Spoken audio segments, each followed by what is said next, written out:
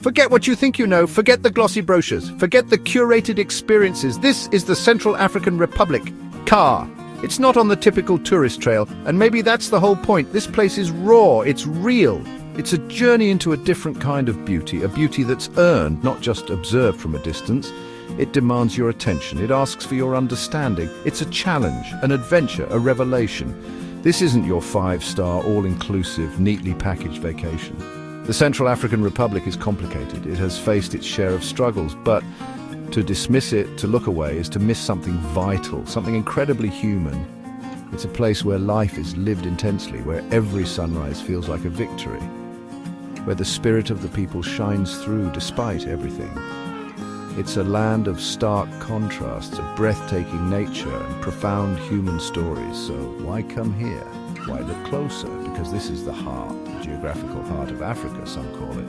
And like any heart, it's complex, it's vital, it pumps with a rhythm that's ancient and powerful.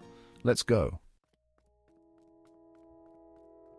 Bangui, the capital. It's where most journeys begin and end. It's a city that pulses with a chaotic energy, a river city sprawling along the banks of the Ubangi. Don't expect manicured parks and gleaming skyscrapers. Expect life, loud, colorful, sometimes overwhelming. Markets spill onto the streets, motorbikes weave through traffic. The air is thick with the smells of cooking food, river water and diesel. It's a sensory overload in the best and most challenging ways. It's the entry point, the place to get your bearings or lose them. Then there's Zanga-Sanga. Say it slowly. Zanga-Sanga Special Reserve. This is why many make the difficult journey. Tucked away in the southwest, a green jewel, part of the Congo Basin, one of the last truly wild places on Earth. Getting there is an expedition, not a simple day trip, but the rewards? Immense. Forest elephants, lowland gorillas, bongo antelopes, a cacophony of life that's almost unbelievable. This is where nature still calls the shots, where you feel small, humbled. Consider Boali, home to the Boali Falls, a place for a moment of awe. Culture here isn't found in museums. Not primarily anyway. It's lived, breathed, danced, sung. It's in the way people greet each other, the way they prepare their food, the stories they tell their children under the vast African sky. Traditions run deep, like the roots of the ancient trees in the rainforest. They connect the present to a long, rich past, a past that's often oral, passed down through generations, not written in books, but etched in memory and practice. Music is everywhere. It's the heartbeat of the community. Complex rhythms, call and response vocals, instruments crafted from local materials. You'll hear it at celebrations, at funerals, in everyday life. It's not just entertainment, it's communication, it's history, it's a way of processing joy and sorrow, of connecting with the spiritual world. To sit and listen, truly listen, is to gain a deeper understanding of the people, their resilience, their spirit, their soul. Then there are the Baaka people, often called pygmies, though the term is sensitive. They are the forest people, masters of the rainforest. Their knowledge of the plants, the animals, the rhythms of the forest is unparalleled. Let's talk more about Zanga-Sanga, because it deserves it. This place is special, truly special. It's a sanctuary, a refuge, in a world that's rapidly losing its wild places.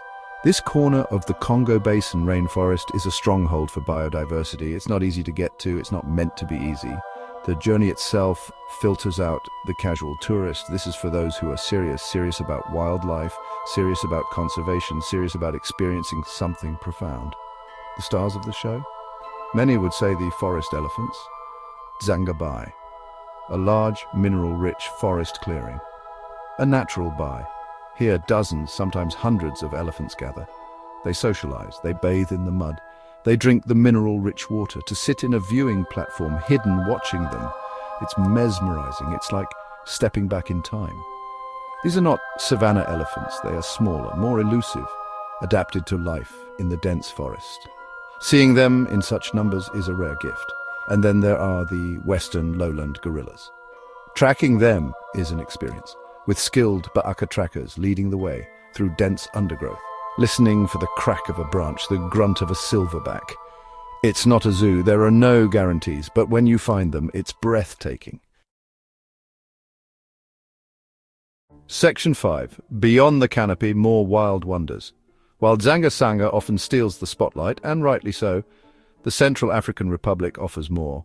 Its wildlife isn't confined to one park. The country is a mosaic of habitats, from dense rainforests to sprawling savannas, each with its own unique cast of characters. Though, let's be honest, wildlife populations across the country have faced immense pressures. Conflict, poaching, habitat loss, it's a tough reality. But pockets of resilience remain, and hope. The northern savannas, think Manovo Gundersent Forest National Park, a UNESCO World Heritage Site. Though currently listed as in danger, this area historically was teeming with life. Giraffes, lions, cheetahs, vast herds of herbivores. The potential is still there. The landscape is stunning, but recovery needs peace, it needs resources, it needs commitment. It's a reminder of what was and what could be again. If given a chance, river systems like the Ubangi, the Sangha, the Chinko, they are lifelines, not just for people, but for wildlife too. Hippos, crocodiles, a rich diversity of fish. Section 6. Rivers and rainforests. The exotic tapestry of landscapes. The landscapes of the Central African Republic are as diverse as its people and its wildlife. It's not just one thing, it's a constantly shifting panorama.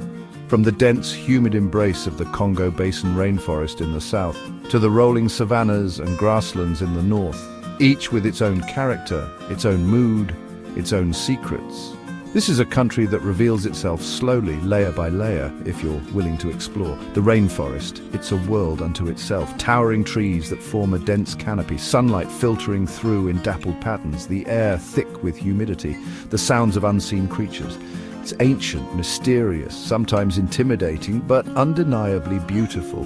This is the second largest rainforest on Earth, a vital lung for our planet, home to incredible biodiversity. To walk through it is to feel a sense of awe, a sense of connection to something primal, something powerful. Then the rivers, they are the arteries of this land. The Ubangi River, a major tributary of the Congo, forming a natural border.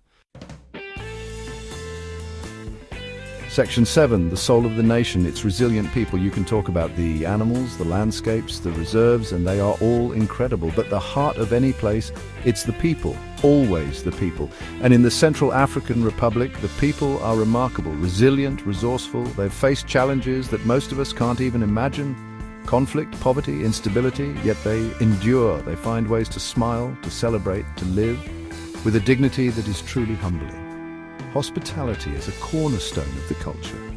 Even with so little, many are willing to share what they have. A meal, a story, a moment of connection.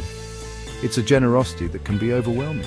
It comes from a deep sense of community, of interdependence. In a place where formal support systems are often lacking, people rely on each other. This spirit of solidarity is powerful. It's a lesson in humanity, a reminder of what truly matters. Daily life is a testament to ingenuity, making do with what's available, finding solutions from the bustling markets where everything is traded. Section 8. A fragile beauty, the urgent need for preservation. This beauty we've talked about, the wildlife, the forests, the cultures, it's fragile, incredibly fragile. The Central African Republic is at a crossroads. Its natural treasures are under immense pressure. Poaching, driven by international demand, threatens elephants, gorillas, and other species. Illegal logging and mining scar the landscape, destroying habitats, polluting rivers. The pressures are relentless, and the resources to combat them are often scarce. This is the hard truth. Conservation efforts are underway. Brave people, dedicated organizations, working on the ground, often in difficult and dangerous conditions.